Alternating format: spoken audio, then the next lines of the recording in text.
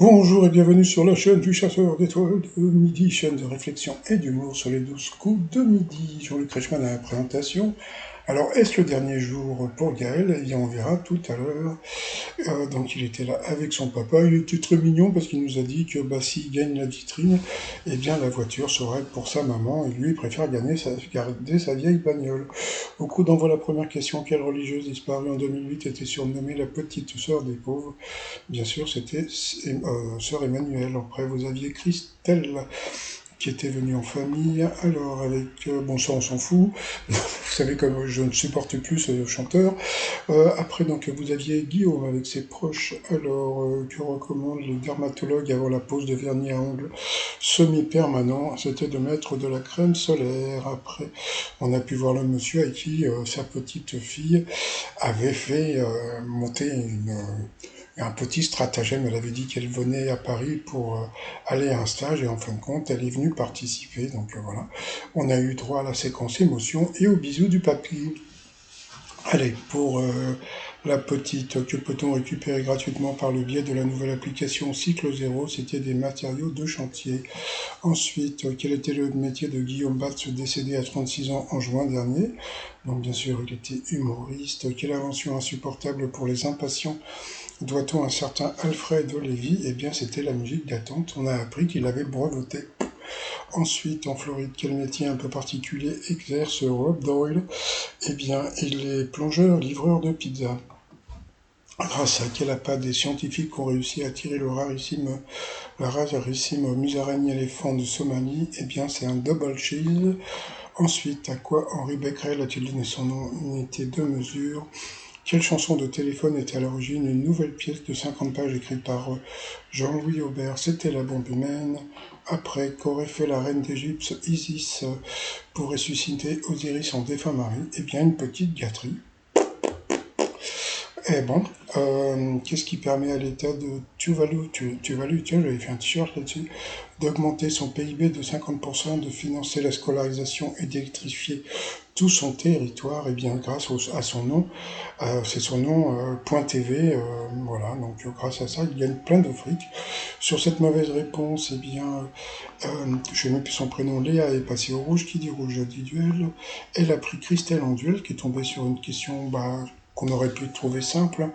Dans une corrida, de quelle couleur est la soie de la capote du torero qui attire le taureau? Donc elle a dit rose, et c'était rose. Elle a dit rouge et c'était rose. Donc voilà, elle a été éliminée. Donc ensuite, Léa, Gaël et Guillaume se sont retrouvés pour le coup par coup.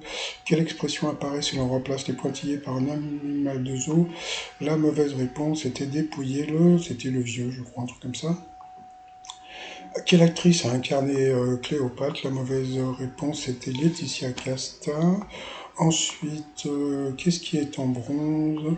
Eh bien, la mauvaise réponse était la Statue de la Liberté. Ensuite, quelle commune peut-on arpenter en France? La mauvaise réponse était Lièvre-en-Beauce. Sur cette mauvaise réponse, il est passé au rouge. Qui dit rouge dit duel. Il a pris Léa en duel, qui est tombé sur une question assez simple. Complétez cette phrase de Clovis, souviens-toi du vase de Soissons, bien sûr. Donc ensuite, ils ont envoyé la pub, donc le t-shirt, sur le site trottmignon.com, et on revient pour le coup fatal. Alors, moi, on m'a dit qu'il était éliminé aujourd'hui. En général, en coup fatal, il a plutôt des questions faciles. Alors on va voir ça. Ça me paraît étrange. Les retours de pub et coup fatal entre Léa et Gaël. Allez, c'est parti. Quelle chanteuse porte un nom que peut-on traduire? Maison du vin, c'était Amy Winehouse. Comment appelait-on les mises en bouche? Donc c'était les verrines. En 2022, quel célèbre prix littéraire Brigitte Giraud a-t-elle reçu? Le prix Goncourt. Dans la cantine d'Anne Tartine, de quoi le parquet est-il fait? Quel mot du monde des travaux Riemann avait été utilise-t-on pour décrire un lieu en désordre? Pas trouvé non plus. Quel établissement est parfois appelé un gastro? Donc c'est un restaurant gastronomique. Quelle pièce de Molière Louis de Funès a-t-il joué au cinéma en 80? Il a dit au pif, comme ça il a dit l'avare, c'était ça. Quel chanteur perpignanais a le même nom qu'une grande ville colombienne, donc Cali? À quel chef d'orchestre devenu compositeur doit-on l'adagietto de la symphonie numéro 5? C'était pour elle, c'était Malheur. Comment appelle-t-on un habitant de la Moldavie? Un Moldave. Ensuite, dans quel pays se trouve la ville Malaparte qui a servi de décor au film Le Mépris? Elle n'a pas trouvé. Quelle partie du corps d'un cheval des couronnes s'est-il égratigné? Donc voilà. Elle a été éliminée. Bon, bah, je suis content. Donc, bon, bah, c'est bien. Je vous ai donné une mauvaise info hier. Je vous ai dit qu'il serait éliminé aujourd'hui et pas du tout. Bon, bah, moi, je suis content parce que comme je le trouve sympa. Mais moi, franchement, comme j'ai dit avant la pub, en général, je ne le voyais pas du tout éliminé, comment dire, dans le coup fatal, hein. Moi, je le voyais plus éliminé sur un duel ou un truc dans ce style-là. Donc, on verra demain s'il est encore là. Mais bon, c'est sûr qu'il va pas trouver l'étoile mystérieuse après.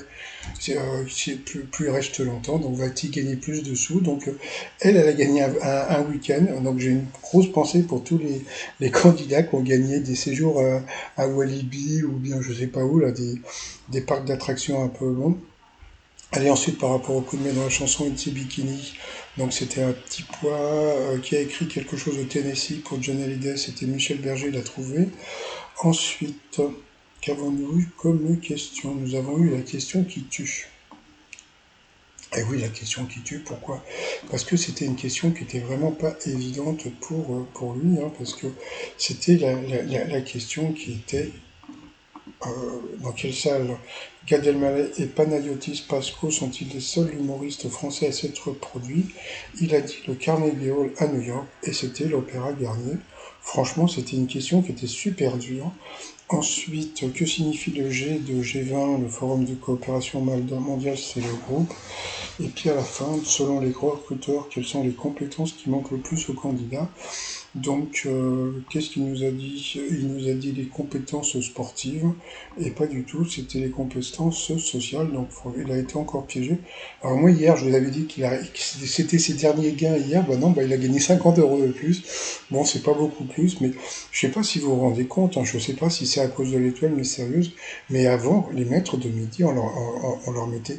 Moi, j'ai une pensée pour tous les maîtres de midi qui gagnaient des 20 000, 30 000 euros sur des questions super bébés où on s'énervait. Là, quelque part, je suis presque prêt à m'énerver contre la production de lui avoir mis que des questions difficiles quand même pour moi. Sur les deux questions qui étaient pas mal, qui étaient trop difficiles quand même, hein. Bon, bah, on va voir après, hein. Donc, bon, bah, il n'a pas pu trouver donc Vincent Lacoste. Bon, bah, sinon, moi, je vais vous souhaiter une très très bonne journée et je vous dis à demain. Portez-vous bien et surtout, portez-vous. Bye bye.